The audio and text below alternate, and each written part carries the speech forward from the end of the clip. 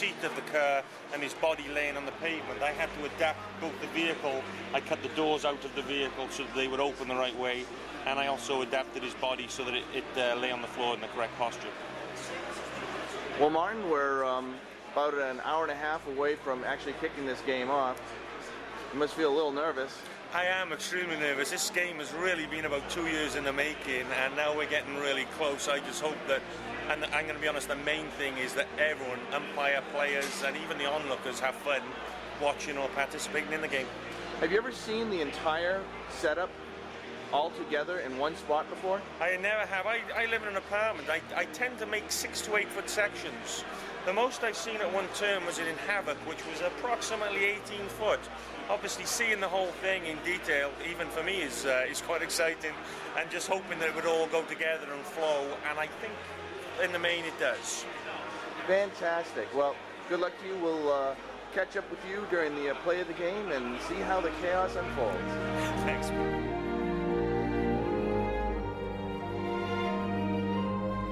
All right, I'm sitting here with Sam Scott. I'm going to talk to him about Operation Market Garden. Sam, when did you first get interested in doing this project? We decided to do this project exactly 2 years ago. It was after the Fall In convention in 2001, and Marty and I were driving home together, and we had just run our Point to Hawk game, the D-Day game with the Rangers going up the cliff, and we were just doing the normal post-convention debrief, and he was like, you know, at some point I'd like to do a really big game. And so we thought about that. We thought about D-Day, doing all of D-Day, and we were like, maybe that's too big. And then we were like, well, what about Market Garden? As if that's any smaller, but that, be that as it may.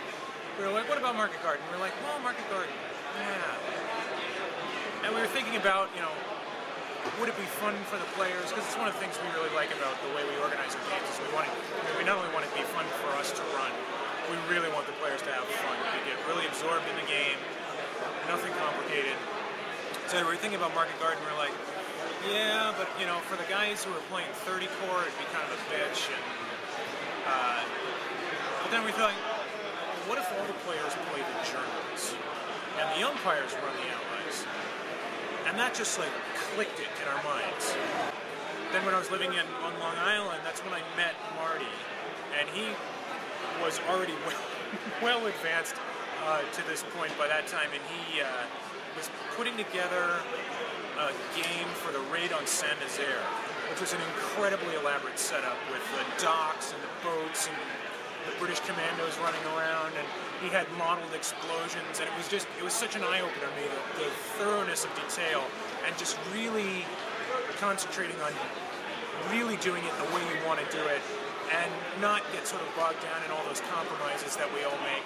And ever since being frustrated with the way that a lot of the commercial sets play, that's when I started writing my own rules.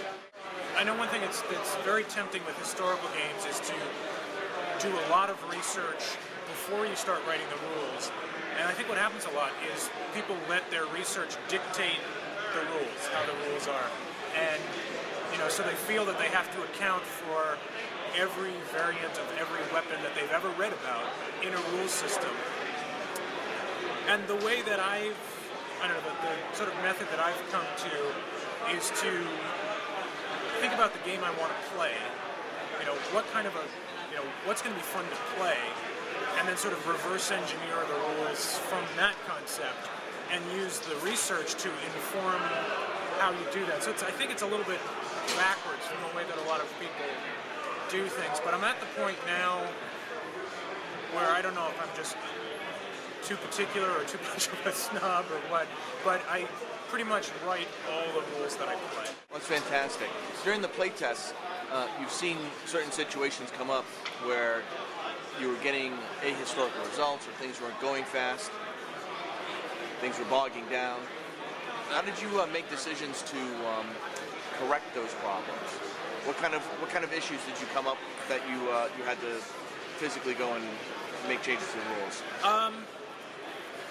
Yeah, I had to be pretty draconian sometimes about, given a firing dice roll where you want to resolve combat fire, and you've got a shooter and you've got a target, and you roll a die, you see whether or not you get a hit. There's a wide spectrum of modifiers that you could add in to affect the die roll. And in the first few iterations of the rules, there were a lot of modifiers. But the thing is that it came back to playability where I knew that I wanted it to move more quickly. And so I'd take my list of modifiers and I'd be like, if I could only use 2 of these modifiers and still preserve some tactical flavor, but just really speed things up and move things along, which ones would they be? Or which modifiers can I actually combine together into, and sort of take 3 combat factors and just move them into one modifier. So, I've gotten to the point where all of the rules for the game, all of the combat rules for the game, fit on 2 sides of a 5x8 card. I think the first rules that I wrote were probably about 8 or 9 pages, and I've now got it down to that's it. A lot of it had to do with the fact that this game is going to be played over such a long period of time that the players are really going to be here a lot. We want to put a lot of action in, so we want things to move along very quickly, and but it also has to be pretty simple, because God knows people are going to be playing this for like 12 or 18 hours. They don't want at like hour 11 to be still struggling over, well, there's this modifier and that modifier, but does this really apply in this situation? It's really got to be where, after the first half hour, 45 minutes of the game, the players know the game and they can run the thing themselves and just move it